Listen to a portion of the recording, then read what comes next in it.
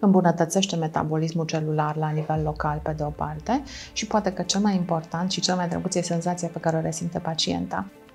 Practic are un efect asupra întregii mucoase vaginale și stimulează întreaga mucoasă vaginală, întreaga musculatură, se poate merge și pe structurile musculare profunde, de o parte și de alta, are acțiune și la nivelul vezicii, practic stimulează întregul perete vezical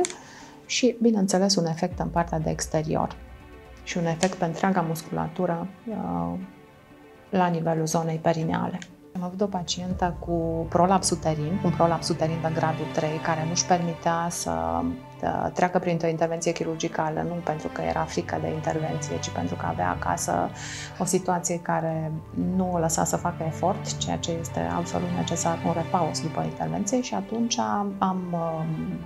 găsit metoda asta de a face terapie TECAR, pentru că prolapsul uterin înseamnă de fapt că uterul, în loc să stea la locul lui, unde ar trebui,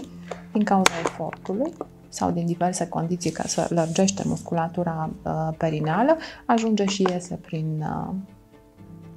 orificiul vulvar.